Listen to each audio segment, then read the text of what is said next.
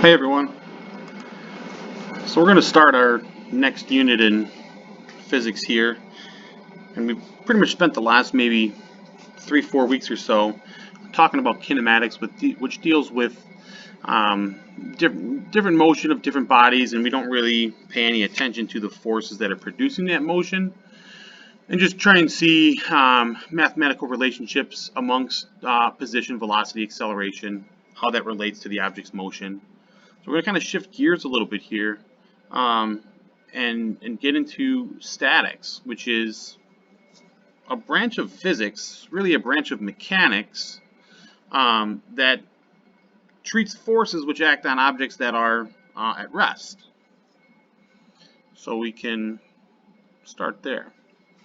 So statics, kind of like maybe static electricity, static friction, as opposed to kinetic friction. Static is referring to something that is at rest. So how we deal with forces in relation to objects that are not moving. And that's kind of what statics is. We're going to be using a lot of vectors. We're going to bring in some of our skills that we used from the bird's eye measurement lab and kind of relate that to forces and vector quantities. So concurrent forces, we're really talking about two or more forces that are acting on the same object at the same time. Those are concurrent forces happening simultaneously on the same object. Now a force by simple definition is a push or pull. Measured in newtons, it is a derived unit. It is also a vector quantity. So force is described using the direction as well as the magnitude. Now when dealing with concurrent forces, we oftentimes want to figure out the overall net effect on an object, and that is what we call the resultant. So the resultant is the single force that is equivalent to the combined effect of two or more forces.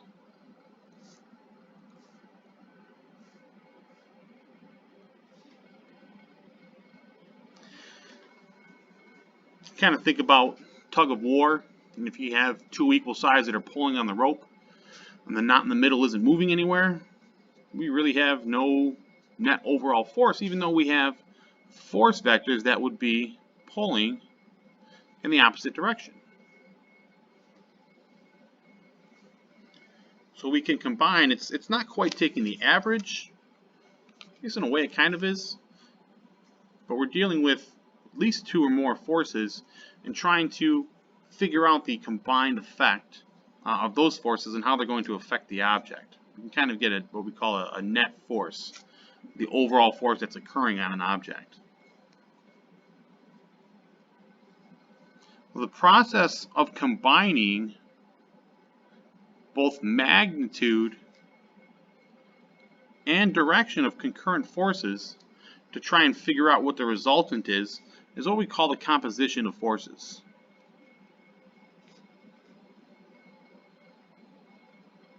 We can then take that resultant by combining our vector quantities, combining our different forces, our concurrent forces. So we can break those down using the composition of forces. A little background on this, so we can kind of look at the relationship here of how these can get combined. So if we consider two concurrent forces, F1 and F2, and they're acting in the same direction, the angle between those would actually be 0 degrees. The resultant force, since they're acting in the same direction, is simply the sum of each of those forces, so F1 plus F2.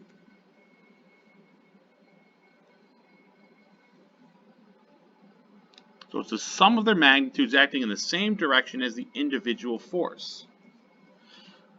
This will actually turn out to be the largest resultant that those two forces can have. We add them together, they're acting in the same direction, we simply add them up. So we'll do a little example here. If we consider a force F1 acting from point P. So force F1, and this is going to be kind of rough because this is hard to draw straight. Let's say F1 was equal to 8 newtons. And we had a force F2 that was 6 newtons. These two are acting in the same direction. They should actually be originating from the black point there. It's kind of a poor drawing on my part. We'll get better at it. They're acting in the same direction. We can simply, we'll call this point P, call this point P. Since they're acting in the same direction, we're simply going to add these up. So we can see what's happening here. We had force 1 equal to 8 newtons. And we had F2 equal to 6 newtons. Now the key with doing this, and remember these are vectors, so these are drawn, should be drawn to scale for them to mean anything here. They have to be drawn head to tail, which we see there. Drawing them head to tail will allow us to perform these operations appropriately and get a net force. The net force here from point P is simply the combined effect of these two. So the resultant, represented by R, would be 14.0 newtons. We add those together.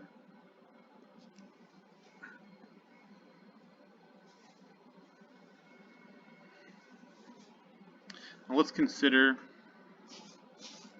a couple others here.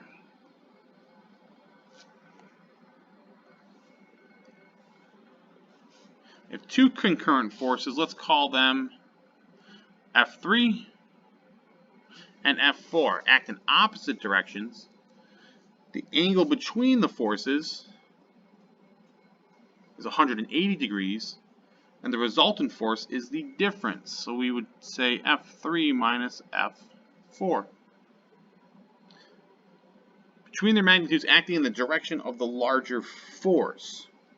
So we'd find the magnitude by finding the difference, the direction indicated by the larger force. This is actually going to be the smallest resultant that those two forces can have. So let's consider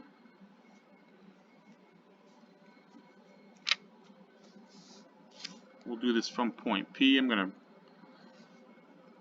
put that in a little better spot. So we have point P, and we have two forces. That's more of an arc as opposed to a straight line. Not much better, but we'll go with it. This vector F3 equal to 8 newtons moving in the left direction. And we have F4 equal to 6 newtons. Now since these are to scale, F4, the length of F4 from head to tail should be about 25% less than F3, since it's 6 newtons compared to 8. So these two forces are acting in opposite directions.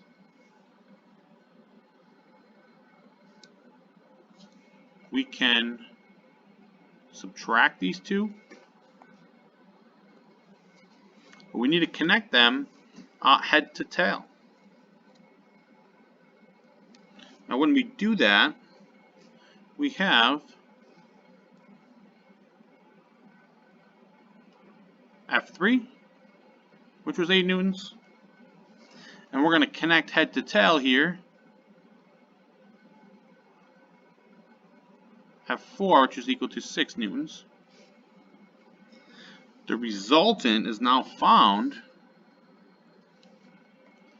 by drawing from the starting point to the ending point of our vectors. So this would be R.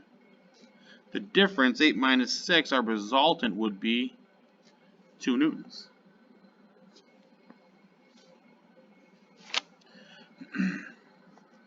And again, this is written head to tail.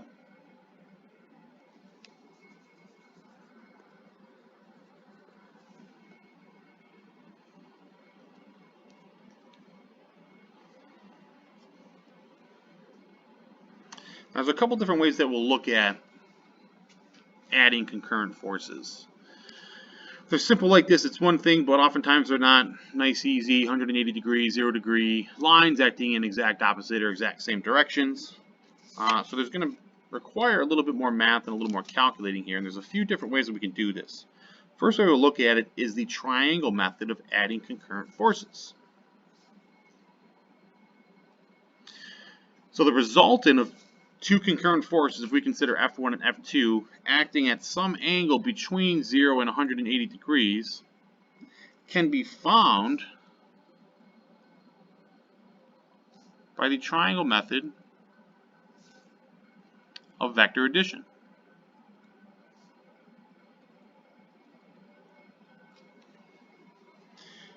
When we use this method, each force is going to be represented by a scaled vector where its length will correspond to the magnitude of the force and its direction will simply correspond to the direction of the force.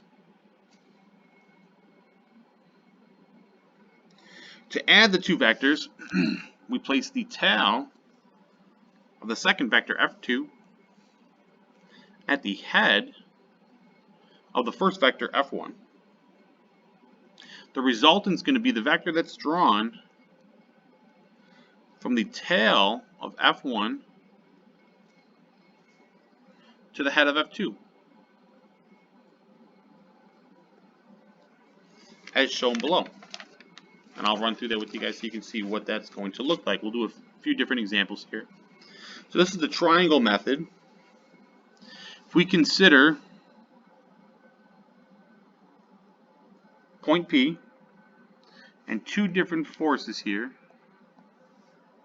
coming off of point P. So we have F1 and we have F2. So the triangle method says that we're going to have to connect these head to tail.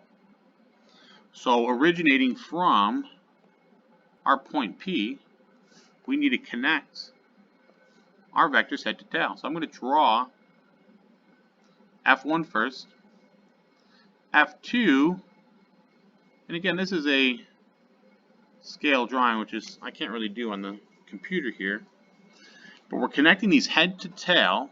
It doesn't really matter the order that we go in, as long as we're all connected head to tail in order, reverse or forwards. Right, so we're connected here, head to tail. The resultant is found by drawing a line from the originating point, from the tail of the first vector to the head of the last vector. That'll get us our resultant.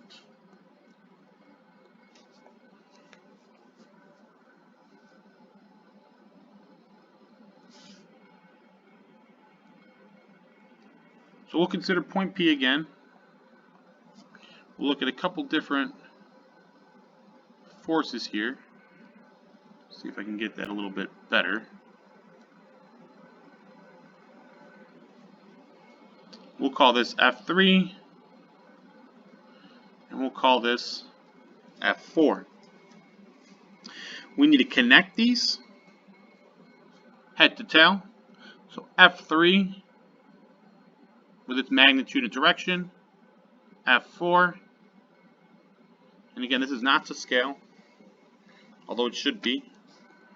Hard for me to do over the computer, and I'll give you some examples of this.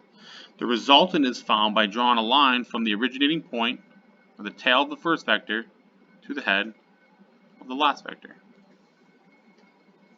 And it doesn't matter which way we do it, it's going to come out the same.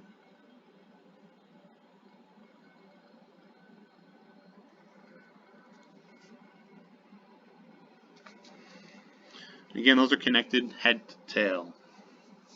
So we'll look at one more example here using the triangle method. So this is point P.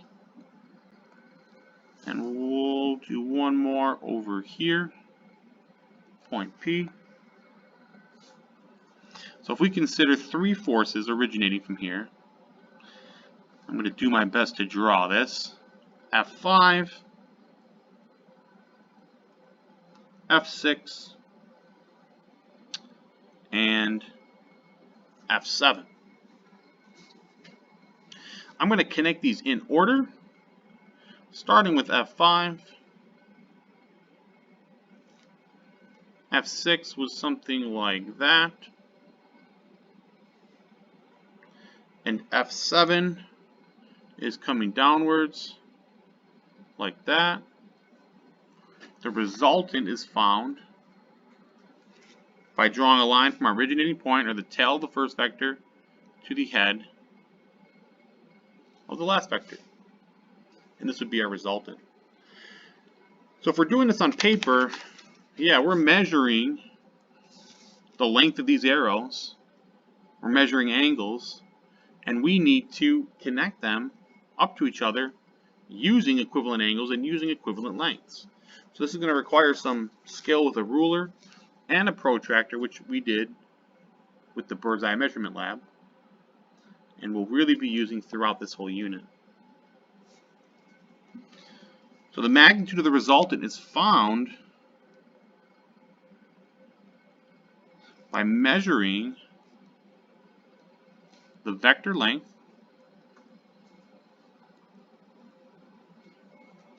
with a ruler and multiplying by the scale.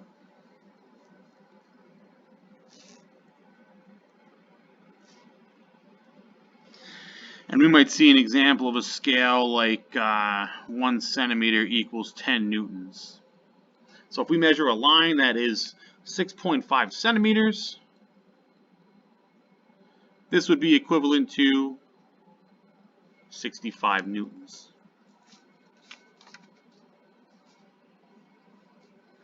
The direction of the vector is determined, as I said, by using a protractor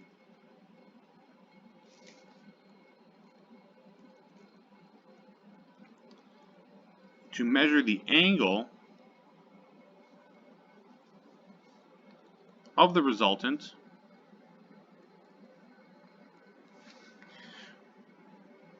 with respect to a compass point.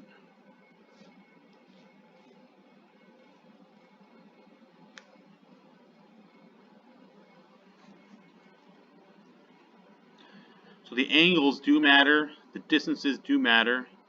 Vectors are scale drawings, and we can always assume that, or should always assume that, when taking this class, that if you see a vector quantity, a force arrow, the length of it, the direction of it, the angle of it, has meaning. It's not just randomly put on there. The final resultant is what we call the net force that is acting on the object. That's net force. And the net force really is a single force that is equivalent to the combined effect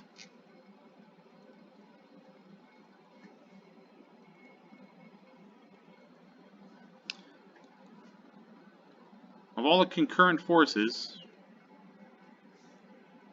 acting on an object.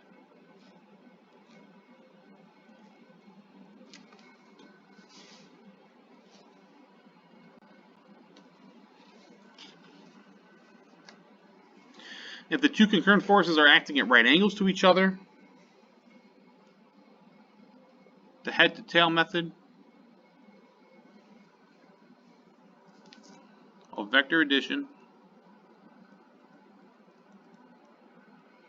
produces a right triangle in which the hypotenuse is actually going to be the resultant. In this case, we'll often use algebra to figure out the length or the magnitude of that resultant using the Pythagorean theorem, which we know as c squared equals a squared plus b squared. So for example, if we consider concurrent forces acting on point P, alright, hopefully I can get that there. We have one acting in this direction, we'll call it F1, which is equal to 8 newtons east. Another force, we'll call it F2, equal to 6 newtons north. That is a right triangle. We can connect from head to tail, or from tail to head here, and find our resultants. Now that's given us the direction of the resultant, northeast.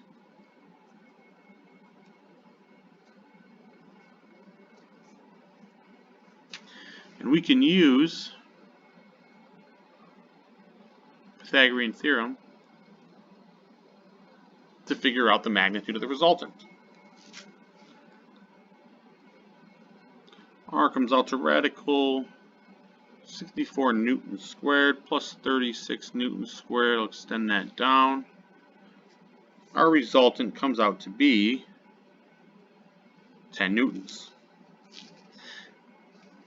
Now, if we wanted to figure out that angle there, we can also do that. Because we know that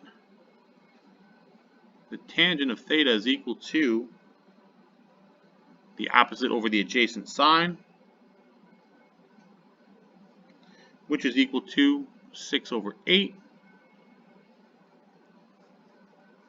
which is 0.75. This gives us an angle of 37 degrees. We could now then accurately draw and represent that resultant with direction and with magnitude. So this would be slightly below exactly northeast, be heading a little bit more east as opposed to north. Otherwise we want to see an angle there of about 45 degrees. Now another method that we can use is called the parallelogram method of adding concurrent forces. It's an alternate graphical method for determining the vector sum of concurrent forces, and we call that the parallelogram method.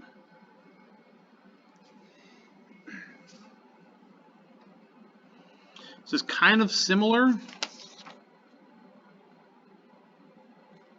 to the triangle method, but obviously using a different point here. Different shape. So we'll consider two forces, F1 and F2. So we're going to take two vectors that are drawn to scale with both tails originating at the same point. So they're originating from point O there. We then construct a parallelogram with the force vectors as adjacent sides. So we're kind of going to copy them over to their opposing side. Remember that a parallelogram is a quadrilateral that has opposite sides. Opposite sides that are parallel to each other, and they are equal in length. So we're going to kind of take a photocopy of F2, and we're going to translate it across to the head of F1. We'll do the same thing with F1.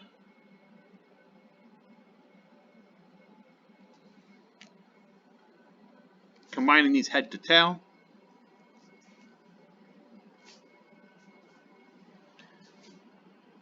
We'll then take the diagonal of the parallelogram, which we'll draw from the vertex of the original two vectors at O to the head of the other two. So our resultant looks like that.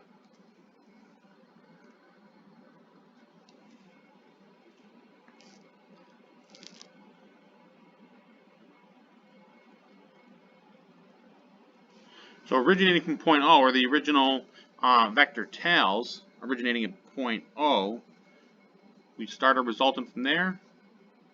We draw it to the head of the other two adjacent sides of the parallelogram. So you can see this kind of makes a parallelogram, and our resultant is drawn from corner to corner. Now, depending on the angle of F1 and F2, this method really allows us to see how we can have the greatest and minimum values depending on the angle that we have between F1 and F2. So this method makes it obvious that the angle between the two vectors increases from 0 degrees to 180 degrees. And the magnitude of the resultant decreases from a max of F1 plus F2 at 0 degrees to a minimum of F1 minus F2 when those vectors are 180 degrees or completely opposite of each other.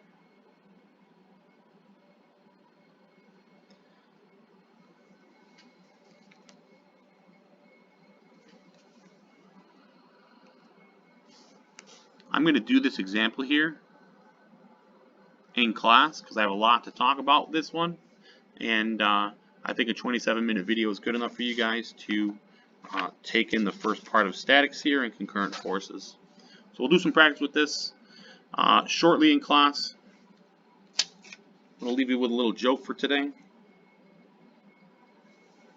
Photon checks into a hotel. Bellhop asks him, "Hey, can I help you with your luggage?" Photon says, "No. No thanks. I'm traveling light." Have a great day.